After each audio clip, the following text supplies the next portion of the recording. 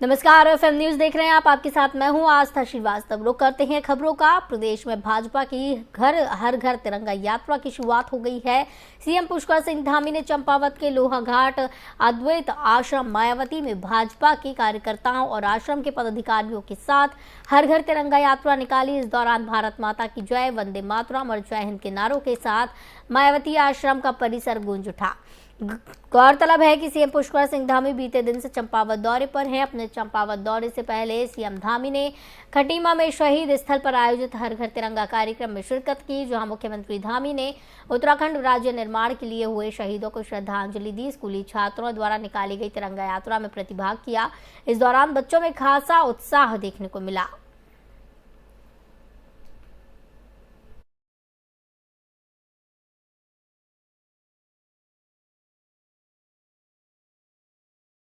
मुख्यमंत्री पुष्कर सिंह धामी ने गोलजू मंदिर मार्ग पर गोरल चौड़ मैदान के पास मुख्यमंत्री कैंप कार्यालय का शुभारंभ किया है।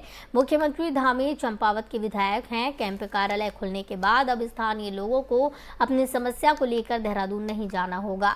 वे अपनी समस्याओं व मांगों को कैंप कार्यालय के माध्यम से सीएम तक पहुंचा सकते हैं, जिसके बाद मुख्यमंत्री गोरल चौड़ मैदान में आयोजित रक्षाबंधन महोत्सव कार्यक्रम में शामिल हुए, जहां उन्होंने प्रधानमंत्री मोदी द्वारा शुरू किए गए अमृत महोत्सव के बारे में जनता से जानकारी साझा की। उन्होंने कहा कि इस मौके पर हम अपने देश के वीर जवानों को भी याद किया।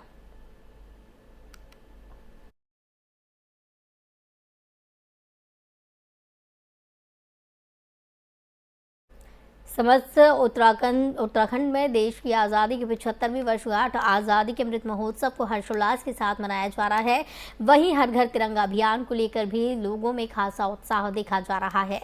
सितारगंज में भी सूबे के काबीना मंत्री सौरभ बहुगुणा के नेतृत्व में सितारगंज नगर में भाजपा कार्यकर्ताओं, स्थानीय संगठनों, व्यापारियों, स्कूली बच्चों ने हर घर तिरंगा अभियान को लेकर भव्य तिरंगा रैली निकाली, जो कि सितारगंज के समस्त मार्गों से होकर गुजरी।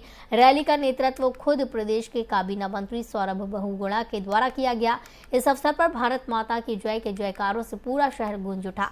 वहीं सैकड़ों की तादाद में स्थानीय लोग हर घर तिरंगा अभियान को लेकर निकाली गई तिरंगा यात्रा में शामिल हुए।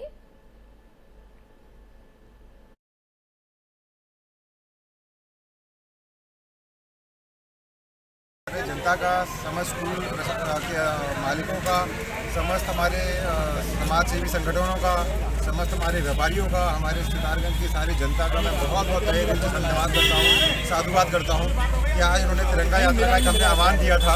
और आप देख सकते हैं किस तरीके से एक पूरा भीड़ यहाँ पर आई है, किस तरीके से लोगों में जोश था, किस तरीके से लोगों में उत्साह था तिरंगे को लेके। और यही माननीय मोदी जी चाहते थे कि हर घर तिरंगा और हर घर झंडा का मतलब यही था कि आदमी अपने झंडे को लेके गर्व महसूस करे, आज हिंदुस्तान ही होने में गर्व महसूस करे। और आज सितारगंज से ये मैसेज गई है, पूरे देश में, पूरे उत्तराखंड में ये मैसेज गई है कि सारा देश एक है। और जहाँ पे झंडे की बात आती है वहाँ पर कोई भी ना धर्म है, ना जाति है, ना सम्मान है, ना कोई समाज है, सिर्फ झंडा हमारी आन बान है। आईटीबीपी के जवानों ने देश की कई फीट से ऊंचाइयों वाली सीमाओं पर राष्ट्रीय ध्वज के साथ दिखा। आईटीबीपी के जवानों और तीर्थयात्रियों ने स्थानीय लोगों के साथ हर घर तिरंगा अभियान के तहत बद्रीनाथ पर आयोजित तिरंगा यात्रा में भाग लिया। फोर्स ने एक विशेष गीत भी जारी किया। आपको बता दें, केंद्र सरकार ने भारत की आज़ादी की 75वीं वर्षगांठ मनाने के लिए लोगों से 13 से 15 अगस्त तक अपने घरों में तिरंगा फहराने या प्रदर्शित करने का आग्रह किया है।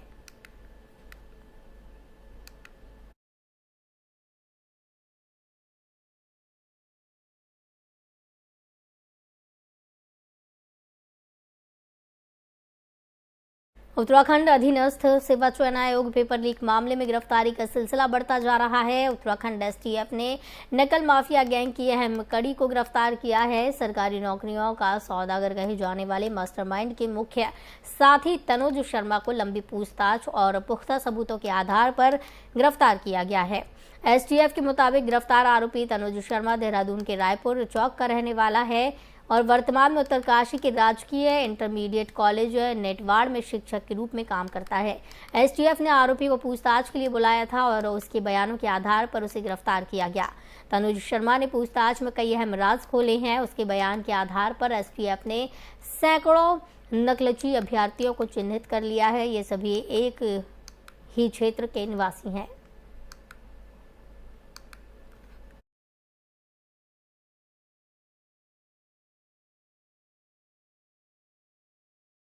उत्तराखंड सरकार ने सजा प्राप्त 23 कैदियों को रिहा कर दिया है। आज़ादी की 75वीं वर्षगांठ के मौके पर राज्यपाल लेफ्टिनेंट जनरल गुरमीत सिंह की मंजूरी के बाद अपर मुख्य सचिव राधा रतूड़ी की ओर से इसके आदेश जारी किए गए।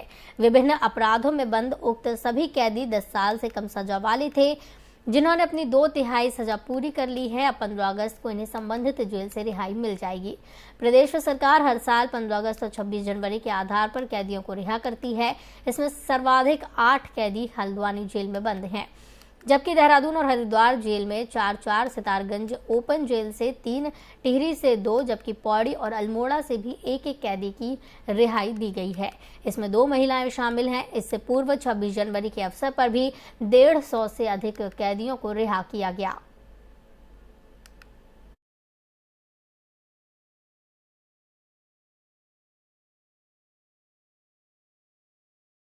राज्यसभा के पूर्व सांसद प्रदीप टम्टा ने बीजेपी की हर घर तिरंगा यात्रा पर निशाना साधा है। प्रदीप टम्टा का कहना है कि बीजेपी तिरंगा यात्रा के नाम पर लोगों से वसूली कर रही है, जबकि वो ये तिरंगा लोगों को मुफ्त में भी दे सकती है। अल्मोड़ा में प्रेस वार्ता कर कांग्रेस नेता व पूर्व राज्यसभा सांसद प्रदीप टम्टा ने केंद्र की बीजेपी सरकार पर जमकर हमला बोला। उन्होंने कहा कि कुछ लोग तिरंगा यात्रा के नाम पर देश में उत्पाद फैलाने का काम कर रहे हैं, देश की एकता को खंडित कर रहे हैं, यही नहीं देश के लोकतंत्र को खत्म करने का काम कर रहे हैं।